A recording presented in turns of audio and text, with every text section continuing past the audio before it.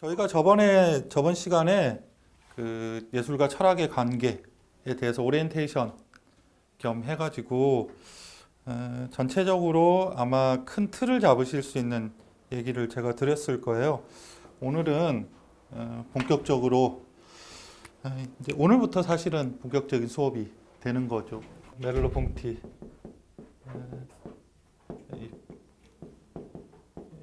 이번 수업이 이제 그 철학과 예술 이 커플들을 이제 한 두 번에 걸쳐서 다루려고 하는데 진행을 하다 보면 두 번으로 안 될 수도 있어요. 예. 그래서 혹시 두 번으로 안 끝나면 뭐 그게 좀 세 번이 될 수도 있고 그거는 진행되는 거 따라서 하겠습니다. 그렇게 해도 되는지 모르겠지만 제가 제목을 보이는 것과 보이지 않는 것, 세잔의 해아가 우리에게 보여주는 것은 무엇인가? 라고 되어 있는데, 일단 오늘은 뭐 세잔의 그림을 보면 더 좋겠지만, 메를로 퐁티의 기본적인 어떤 철학적인 입장? 요것들을 좀 볼 거예요. 그래서 이제 기본적으로 현상학이라는 것에 대해서 간단한 설명을 좀 드리고, 그 다음에 이제 메를로 퐁티가 얘기하는 이 지각의 현상학, 이라는 게 도대체 무엇인가? 예. 그리고 이제 메를로 폰티가 이제 말년으로 가면서 이 지각의 현상학, 그 메를로 폰티의 철학의 변화를 현상학에서 존재론이라고 얘기하거든요. 혹은 지각의 현상학에서 현상학적 존재론으로.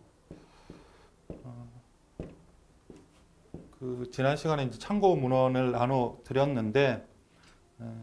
세잔에 대해서 얘기하는 거는 물론 이제 그 이전에도 얘기하긴 하지만 요 후기 현상학적 존재론이라는 메를로 퐁티의 사유하고 좀 더 밀접한 관련을 가지고 있어요. 그 부분까지. 그래서 오늘은 세잔에 대한 얘기도 물론 중간중간에 나오겠지만 세잔보다는 메를로 퐁티에 조금 더 초점을 맞춰 가지고 얘기를 좀 해보겠습니다. 현상학이라는 게 무엇인가부터 그 자료들을 혹시 읽어는 보셨어요? 네. 읽어 보셨어요? 이해가 잘 되시던가요? 안녕하세요. 예. 이해가 잘 되시던가요?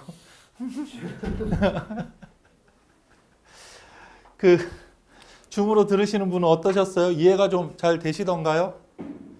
이게 이 화면에 얼굴 표정도 보고 이 카메라도 보고 이러니까 시선이 막 분산이 되네요. 지금 게다가 카메라가 두 대가 있어가지고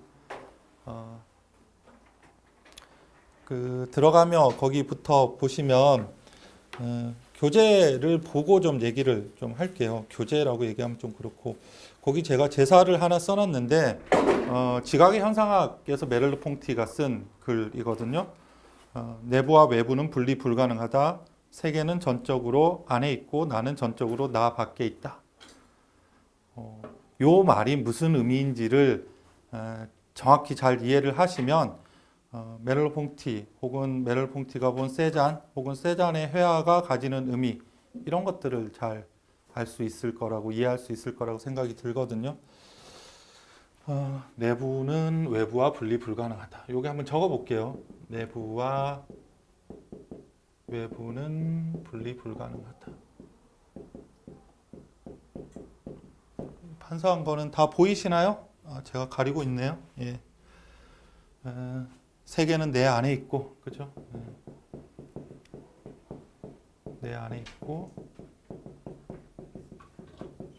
나는 나의 밖에 있다.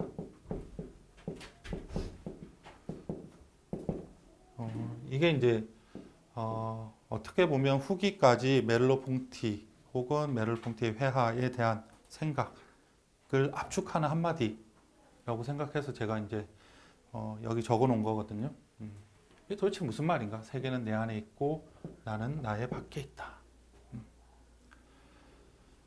현상학을 얘기하기 전에 현상학은 간단하게 늘 이제 시작하는 거 있죠. 현상학 전에 어떤 철학이 있었는가.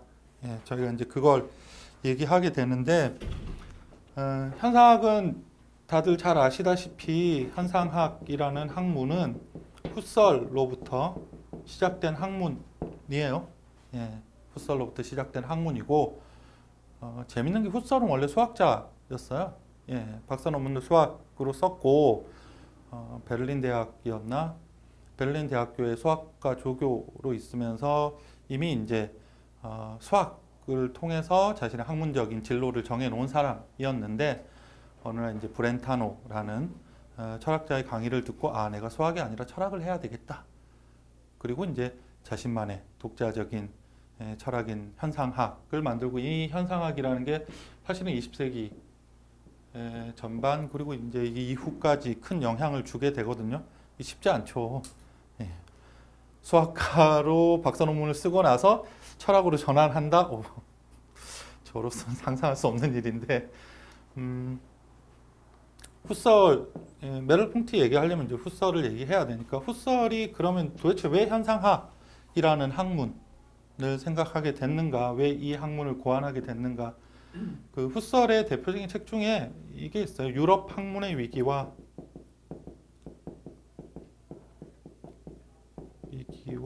선험적 현상학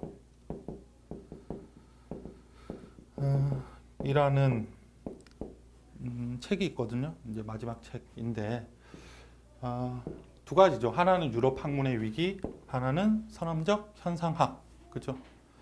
훗설이 봤을 때 훗설이 1864년인가 지금 제가 정확하지 않은데 그 정도 출신이거든요. 오스트리아. 그럼 유럽 학문의 위기는 뭐냐? 유럽 학문의 위기는 훗설이 이제 대표적으로 얘기하는 게 실증주의예요. 혹은 뭐 과학, 자연주의. 과학 자체에 대해서 이게 저희도 이제 농담처럼 그런 얘기 하잖아요. 문과, 이과. 예. 늘 이제 문과는 문과의 사고방식이 있고 이과는 이과의 사고방식이 있고 이 둘은 서로 다르다. 완전히 다르다. 서로 이해하기 힘들어. 뭐 이런 얘기 많이 하는데 늘 이 철학자들의 텍스트 보면 뭘 그렇게 과학에 대해서 그렇게 싫어하는지 메를퐁티도 과학에 대해서 뭐 이런 비판적인 사고를 하는데 문제는 과학 자체의 문제라기보다 모든 영역에서 과학적 방법론을 적용하는 것의 문제예요. 사실은 이거는 철학자가 잘못한 거지 과학자가 잘못한 건 아니거든요. 예. 과학은 자기 영역에서 자신만의 방식으로 과학적 연구를 수행하죠. 그걸 가지고 우리가 세계를 무조건 이런 식으로만 봐야 돼. 이렇게 얘기하지는 않거든요. 그 유튜브 보면 그 리처드 파인만의 인터뷰 이런 것들이 이제 올라와 있는 게 있거든요. 나중에 한번 찾아보세요. 리처드 파인만이 그런 얘기해요. 어느 날 그 자기 학교의 교수 하나가 자기한테 오더니 당신은 과학자이기 때문에 꽃의 아름다움을 과학적으로 분석하느라 아름다움을 파악하지 못하겠군요. 안타까운 일입니다. 뭐 이런 얘기를 자기한테 했다고. 그래서 파이만이 그 얘기를 하면서 무슨 바보 같은 소리가 다 있냐 이렇게 얘기하거든요. 그러니까 과학은 과학이 보는 방식이 있어요. 그렇다고 해서 이 과학자가 모든 세계를 오직 그 방식대로만 보지는 않거든요. 당연히 그렇죠. 양자물리학을 전공하는 학자라고 해서 세계를 모두 양자물리학적인 관점에서만 보지는 않는단 말이에요. 문제는 철학의 분야에서 이 과학적인 성과가 탁월해 보이죠. 이 18세기, 19세기에 과학이 엄청나게 발전을 하면서 그 이전까지 우리가 잘 알지 못했던 미스테리한 것들을 과학이 많은 부분 풀어냈단 말이에요. 사실은 저희가 갖고 있는 과학적 지식도 요쯤에 머물러 있어요. 20세기를 채 못 온 것 같아요. 왜냐하면 20세기 초반에 과학적 성과라고 하면 뭐 아인슈타인의 상대성 이론, 그죠? 그 다음에 이제 미시적으로는 뭐 닐스 보어나 뭐 그런 다른 학자들로부터 시작된 하이젠베르크로부터 시작된 양자물리학이 있는데 저희가 잘 모르거든요. 그죠? 20세기 초라고 따지면 지금부터 벌써 한 100년 전인데 일반적으로 저희가 이해하는 과학은 한 19세기 정도까지인 것 같아요. 그때까지는 어떻게 이해를 할 수 있는데 물론 뉴턴도 어려워 뭐 이렇게 생각하시겠지만 그 이후로는 사실은 미답의 영역이죠. 그런데 문제는 유럽의 철학들이 이 과학을 흉내내기 시작한 거예요. 그 대표적인 게 이제 실증주의나 자연주의 혹은 뭐 역사주의 같은 것들이거든요. 다시 말하면 독자적인 각각의 학문의 영역이 있고 방식이 있는데 이 모두를 과학적인 방식으로 우리가 증명 가능하다라고 생각하는 것. 예. 예를 들면 이제 그 실증주의는 여러분들 잘 아시는 이제 콩트. 예. 콩트는 실증주의 철학을 얘기하면서 사회 물리학 같은 표현을 쓰거든요. 그러니까 사회를 연구하는데 우리가 물리학적 방법, 그러니까 과학적 방법을 통해서 사회를 객관적이고 정확하게 볼 수 있다. 혹은 역사주의도 마찬가지예요. 그러니까 역사라는 건 인간이 만들어내는 의미 하고 관련이 있는 건데 이런 역사를 보는 관점도 우리가 과학적으로 증명 가능한 객관적으로 취급할 수 있다라고 보는 시각. 그죠? 뭐 혹은 우리가 심리도 마찬가지죠. 실험 심리학 같은 것들도 그죠? 과학적 방식을 통해서 인간의 심리를 분석할 수 있다라고 얘기하는 것. 다시 말하면 과학 자체의 잘못이라기보다 학문의 위기를 낳은 것은 이 과학의 영역에서 이루어진 성과들 혹은 그 방법론들을 철학이든 다른 학문들에게까지 광범위하게 적용하려는 태도, 요게 문제라는 거예요. 그러니까 모든 것을 우리는 과학으로 다 설명할 수 있다. 이를테면 저희 뭐 잘 아시는 뭐 사회 진화론 같은 것도 마찬가지죠.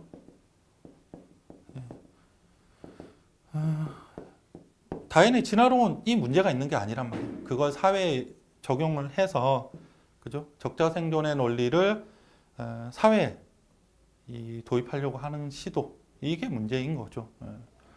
이게 이제 후설이 생각하는 유럽 학문의 위기예요. 그러면 이 유럽 학문의 위기라고 얘기하는 것의 정체는 결국은 모든 것이 과학적 방법론에 의해서 도배되는 당시 유럽의 학문. 그러면서 어떤 인간 혹은 인간성이 상실되고 있는 것. 이런 것들이 이제 후설이 생각할 때 문제라는 거예요. 예를 들면 뭐 이런 거 생각해 볼 수 있을 수 있죠. 고통이라는 거 저희 한번 생각해 볼까요? 고통. 근데 고통도 저희가 이렇게 얘기하죠. 큰 고통, 작은 고통. 고통의 크기 이렇게 얘기하잖아요. 이건 어떻게 보면 비유적인 표현이에요. 고통이 크거나 작거나 라고 얘기하는 건 저희가 이미 그런 물리적인 사고 혹은 수학적 사고 혹은 계량적 사고에 되게 익숙해져 있기 때문에 그렇게 되는 거거든요. 예.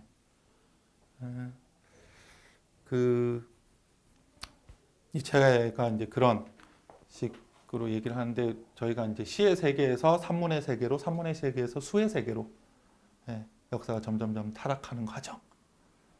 일종의 이런 식으로 파악을 하거든요. 지금 저희는 수의 세계에 살고 있죠.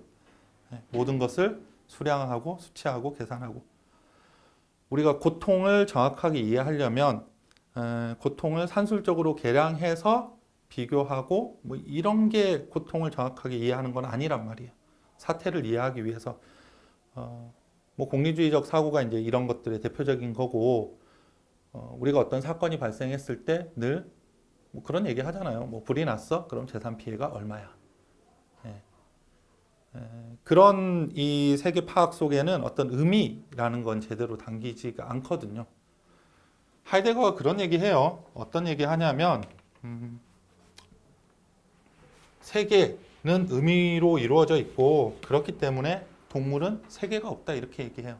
동물 무시하는 발언인데 철학자들 보면 동물들을 되게 많이 무시하거든요. 늘 무시해요. 뭔 그렇게 잘못이 있다고. 예. 걔는 훌륭하다 이런 TV 프로를 봤으면 좀 다르게 생각했을 텐데 동물은 세계가 없다라는 것은 동물은 즉각적으로 외부의 대상에 의해서 반응할 뿐 세계에 어떤 의미를 부여하고 가치를 부여하는 존재는 아니라는 거예요. 세계라는 건 바로 그런 데서 만들어지는 것. 그럼 이 세계의 의미를 잘 파악해야 되는데 그러기 위해서 필요한 게 뭐냐? 이 후설이 생각한 게 현상학이라는 거예요. 후설의 현상학은 워낙에 방대한 학문, 이기 때문에 제가 뭐 다 여기서 일일이 설명드릴 수는 없는데 후설이 이제 철학 그렇기 때문에 모든 것에 기초한 보편적인 학문으로서 철학이 제대로 만들어져야 된다 이렇게 생각을 했어요. 그리고 이 철학은 엄밀함을 가져야 되는데 엄밀성을 가져야 되는데 이 엄밀하다는 건 어떤 수학적으로 정밀하다 그 책 후설에 대한 책 보시면 보통 엄밀성하고 정밀성 요거를 비교하거든요. 근데 요 엄밀하다는 거는 수학적으로 정확하다 혹은 정밀하다는 거하고는 좀 달라요. 예를 들면 아까 말씀드렸듯이 우리가 고통에 대해서 생각하려면 혹은 어떤 역사적 사건에 대해서 의미를 생각하려면 우리가 그 역사에 대해서 역사적 관점에서 역사적 영역에 맞는 방식으로 걔를 제대로 파악해야 되는 거잖아요. 예. 시간을 생각해 보면 이를테면 시간이라는 것도 물리적 시간이 있는 거고 그렇죠? 역사적 시간이 있어요. 이 둘은 같은 게 아니란 말이에요. 그렇죠?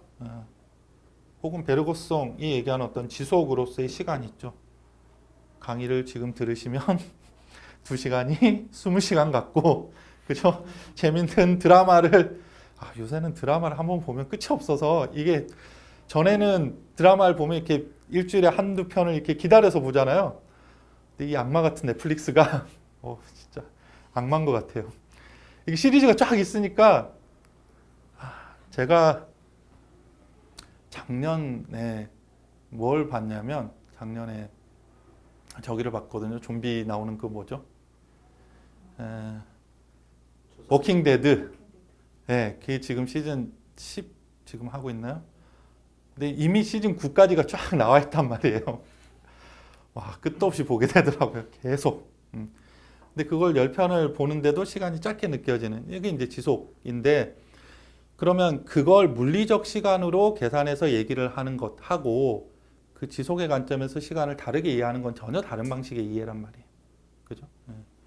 그런 것들을 제대로 이해하려면 우리가 현상 자체를 파악해야 된다.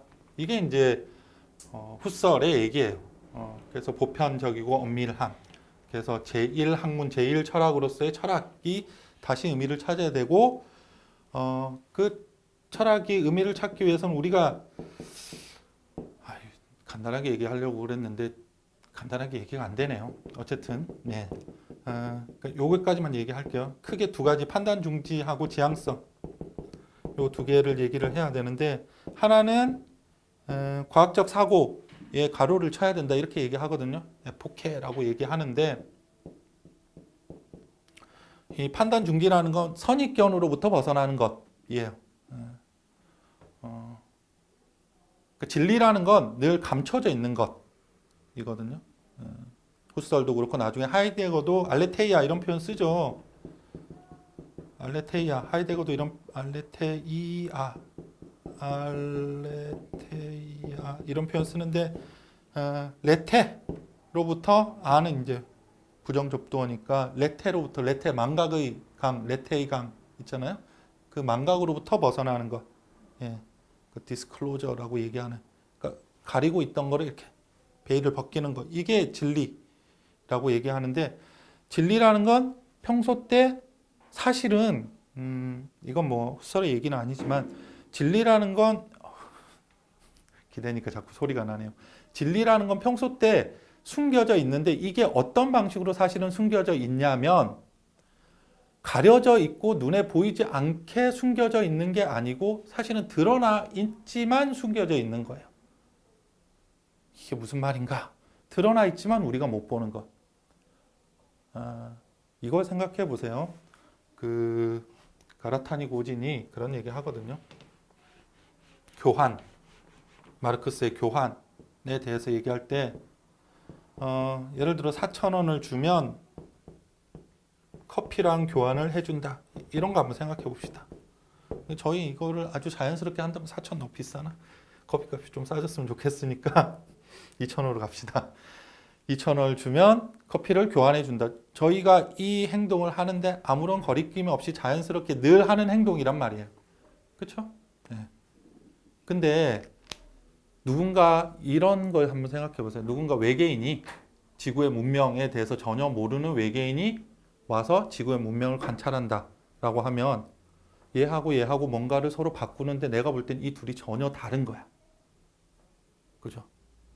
돈이라는 것하고 커피라는 것하고는 전혀 다른 거란 말이에요. 성격도 다르고 이걸 쓰는 방식도 다르고 생긴 것도 달라요. 근데 이 사람들은 이걸 아무런 문제 없이 자연스럽게 주고받는다는 거예요. 그럼 신기하겠죠? 왜 얘네들은 이걸 자연스럽게 주고받지? 거기서 마르크스의 자본론이 시작하는 거거든요. 도대체 이 교환 관계의 비밀이라는 건 뭐냐? 우리는 왜 이렇게 서로 다른 것을 혹은 전혀 다른 가치인 것처럼 보이는 것을 이렇게 아무런 문제 없이 교환하는가? 그래서 들어가 보니까 그 이전에는 화폐로 교환되기 전에 물물 교환의 시대가 있었고 혹은 이 교환의 밑바탕에는 노동 가치가 들어가 있고 이런 식으로 이제 나오는 거잖아요. 근데 우리의 교환 행위가 숨겨져 있는 게 아니란 말이에요. 늘 우리는 그걸 해요. 근데 너무 눈앞에 빤히 있기 때문에 몰라요. 이게 굉장히 신기한 일이라는 것을. 그죠? 아이가 그렇기 때문에 아이가 굉장히 가끔 이 통찰력 있는 얘기를 하잖아요. 아이가 통찰력 있는 얘기, 우리 아이 천재인가 봐. 그 세상의 부모들이 모두들 자기 아이들은 한때는 천재였다. 라고 생각하는데, 그 천재적인 통찰력을 발휘하는 건 바로 이거이기 때문이에요. 얘가 어떤 전제가 없기 때문에. 이게 당연한 거다. 2,000원과 커피를 바꾸는 것이 너무 당연한 교환 방식이다라는 게 없기 때문에 왜 얘랑 얘를 바꿔요? 라고 물어본다는 거예요. 그러게 나도 모르겠다. 왜 이게 이렇게 자연스러운 건지. 에포케라는 건 그런 의미로 생각해 보시면 될 것 같아요. 내가 기존에 있던 판단, 특히 이제 후설이 얘기하는 건 자연과학적인 판단을 얘기하는 거거든요. 그런데 이 판단 중지라고 얘기하는 것은 우리가 기존에 가지고 있던 선입견으로부터 벗어나서 대상을 보는 것. 대상을 보는 것은 현상을 보는 것. 눈에 드러나 있는 현상을 보는 거예요. 그러니까 후설이 세계의 본질을 찾기 위해서 어떤 숨어있는 무언가를 찾아내야 된다. 니네들은 이걸 못 보고 있어 라고 얘기할 때 눈에 잘 보이지 않는 숨어있는 것이 아니라 왜 보고도 못 보니? 라는 거예요. 예. 그걸 보는 것, 그게 현상이라고 생각하시면 돼요. 그래서 그 현상에 대해서 어떤 순수한 의식으로 보는 것.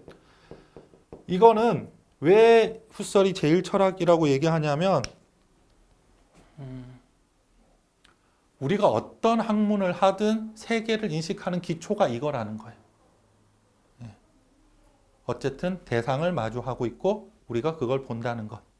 그리고 거기에는 아까 말씀드린 대로 일종의 지향적 관계가 있어요. 지향성이라고 얘기하는데 대상은 그냥 대상 자체로서만 있는 것이 아니라 우리의 의식에 주어져 있는 곳으로 항상 있다는 거예요. 후설이 보편 학문, 보편 철학을 얘기한다고 해서 모든 것을 다 똑같이 볼 수 있어. 이렇게 보지는 않아요. 그렇게 보면 이건 근대적 사고방식이고 데카르트적 사고방식이 되거든요. 데카르트를 생각해 보시면 데카르트는 모든 철학자들이 한 번씩 다 걸고 넘어져서 그죠? 쉴 틈이 없을지 몰라요. 저기 어디 천국에 계시면서 또 내 얘기야 막 이러면서 맨날 길을 긁고 있으실 것 같은데 그 데카르트를 생각해 보시면 데카르트가 했던 게 뭐예요? 방법론적 회의잖아요. 그 확실한 지식을 얻기 위해서 수학적 이성에 따르는 확실한 지식을 얻기 위해서 모든 걸 다 의심해 보는 것. 그죠? 의심을 해 보고 남으면 그게 확실한 것, 확실한 지식, 확실한 참된 암 이렇게 되는 거잖아요. 그렇죠? 너무 잘 아시죠? 그걸 코기토라고 얘기하거든요. 데카르트의 코기토 에르고 숨이라고 해서 나는 생각한다. 라틴어는 주어를 안 써요. 그래서 생각하는 그냥 그래서 요새는 많은 철학책에 그냥 코기토라고 돼 있어요. 코기토라고 돼 있어요. 생각하는 나로서 생각하는 나.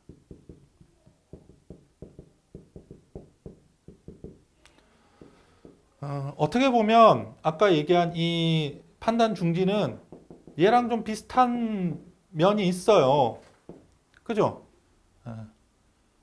확실한 인식의 토대를 만들기 위해서 나는 일단 모든 것을 다 의심해 볼 거야 라고 얘기를 하는데, 후설이 봤을 때는 그렇지만 데카르트가 모든 것을 의심하고 감각도 의심하고 뭐 자신이 뭐 인지하고 있는 거 다 의심해서 결국 남는 건 생각하는 나, 생각 자체잖아요. 뭐 어떤 내가 이게 착각이든 아니든 간에 내가 생각한다는 것으로부터 벗어날 수는 없으니까, 그래서 생각하는 나인데, 후설이 볼 때는 생각하는 나로서의 코기토라는 건 뭐가 문제냐면 대상에 대해서 제대로 파악하지 못했다는 거예요. 우리의 의식은 항상 어떤 지향이 있어요. 거기 보시면 그 제가 나눠드린 핸드아웃에 보시면요, 뭐가 있냐면 두 번째 페이지의 제일 아래쪽에 보시면 이런 얘기 있어요. 지각작용 속에서는 무엇인가가 지각되고, 상상작용 속에서는 무엇인가가 상상되고, 진술작용 속에서는 무엇인가가 진술되고, 사랑의 작용 속에서는 무엇인가가 사랑을 받고, 뭐 미움의 작용 속에서는 무엇인가가 미움을 받고, 욕구작용 속에서는 무엇인가가 욕구된다. 인간의 다양한 정신활동이 있다면 그 정신활동은 각기 그 정신활동에 맞는 다른 대상들을 가지고 있죠. 그게 지향성이거든요. 대상을 어떤 식으로 보는가, 과학적 인식으로 보는가, 혹은 철학적 인식으로 보는가, 종교적인 방식으로 보는가, 사랑의 대상으로 보는가, 다 달라요. 그죠? 그 다른 와중에도 보편적으로 있는 어떤 것의 기본적인 틀이라는 것은 이 현상을 바라보는 순수한 의식, 혹은 이 순수한 의식의 지향성. 뭐 이게 이제 후설의 현상학이거든요. 되게 복잡하다. 이거 되게 단편적인 거고, 뭐 이 후설은 뭐 어마어마한 얘기를 하기 때문에 기본적인 틀만, 이게 이제 현상학. 그래서 어떻게 보면 후설은, 물론 이제 메를로 퐁티는 조금 다르게 보지만, 일단 후설은 그렇게 생각해요. 이 올바른 알물, 참된 알물 구축하는 두 가지 방식이 있죠.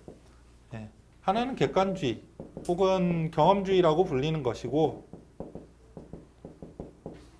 하나는 주지주의 혹은 뭐 주체 철학이라고 불리는, 혹은 관념론, 합리론 뭐 등이 이제 여기에 들어간다고 얘기할 수 있을 텐데, 예를 들면 로크나 흉으로부터, 혹은 뭐 과학적인 인식도 마찬가지죠. 세계는 나의 의식과 독립적으로 객관적으로 존재하는 것. 내가 없어도 세계는 그대로 있어 라고 얘기하는 것. 그렇죠? 인간이 없어도 세계는 그대로 존재하는 거죠. 예전에는, 요새도 그런 얘기 쓰나? 예전에는 인류 멸망이라는 표현보다 지구 멸망이라는 표현을 더 많이 썼던 것 같아요. 굉장히 건방진 표현인 거죠. 그죠? 마치 유럽이 자기 전쟁을 세계대전이라고 얘기하는 거, 혹은 미국에서 월드 시리즈라고 얘기하는 거, 뭐 이런 거죠. 그죠? 우리가 월드야 라고 얘기하는. 인간이 죽으면 인간이 멸망하는 거지, 인류가 멸망하는 거지, 지구가 멸망하는 건 아니거든요. 지구는 오히려 그대로 잘 지내죠. 오히려 도시가 망한 곳에서 풀이 자라고 동물이 오고 뭐 이렇게 될 텐데, 어쨌든 객관주의나 경험주의는 인간의 존재가 없어도, 혹은 우리가 인식하지 못하더라도 세계는 그 자체로서 존재하고, 그것 자체로서의 법칙에 따라서 객관적으로 존재하는 것. 그래서 인간이 올바른 알을 얻기 위해서는 걔를 정확히 파악하는 게 중요해요. 그러니까 당연히 우리가 얘기하는 그 빈서판 이런 게 나오는 거죠. 왜냐하면 세계를 객관적으로 파악을 하려면 인간이 뭔가 처음부터 갖고 있으면 안 돼요. 백지 상태로 시작해야 세계를 그대로 잘 받아들일 수 있잖아요. 로크의 타블라 라사라고 얘기하는 빈서판은 그렇기 때문에 어떻게 보면 요청될 수밖에 없는 것이에요. 내가 인식에 미리 틀이 잡혀 있다면 세계를 있는 그대로 보는 게 아니잖아요. 그렇죠? 내 관점에서 내 색안경으로 세계를 보는 거니까. 그렇기 때문에 이 경험주의에서는 어떤 그런 이 인간의 인식이 가지고 있는 선험적 틀이 아니라 그냥 객관 대상 자체로 올바르게 봐야 된다. 합리론과 주지주의나 뭐 혹은 관념론의 관점에서는 뭐 데카르트도 있을 수 있고 뭐 이후에 칸트 뭐 쭉 있죠. 여기에서 중요한 건 뭐냐 하면 인간의 인식 주관이에요. 혹은 주체. 이거는 결국은 외부 대상은 물론 이렇게 생각하실 수 있어요. 칸트는 얘네들을 종합한 애 아니야? 이 두 개가 동시에 다 있어야 된다고 얘기하니까. 그런데 나중에 이제 메럴 퐁티는 이 데카르트 칸트에 이르는 이런 흐름까지도 여기 심지어는 후설 나중에 사르트르 하이데거까지도 큰 의미에서는 요 틀에 넣어요. 그 메럴 퐁티하고 사르트르하고 되게 친했거든요. 잡지 같은 편집위원도 하고 그러다가 이제 확 틀어지게 되는. 물론 이제 이 정치적 이념의 문제, 공산주의에 대한 어떤 태도 이런 것 때문에 이제 틀어지긴 했지만 이 사르트르도 결국 이 의식의 주관성, 주체성을 강조하는 것. 이게 메를로 퐁트 입장에서 그거 너무 지나치게 주체 입장에서만 생각하는 것. 예. 그러니까 이 주체가 어떻게 외부 대상을 인식하는가 이거를 중시한 것 이거예요. 후설의 현상학은 사실은 어떻게 보면 이 둘을 종합해낸 것이라고 얘기를 할 수 있는데 왜냐하면 현상이라는 것에는 항상 두 개가 동시에 있어야 된다는 거예요. 대상만 있어서도 안 되고 나의 의식만 있어서도 안 되고 이 두 가지가 동시에 있어야 되는데 문제는 메를로 퐁티가 보기에도 여전히 얘는 주체 혹은 주관, 의식에 지나치게 무게가 실려 있다 이렇게 보거든요. 예. 예를 들면 판단을 중개한다던가, 그렇죠? 예.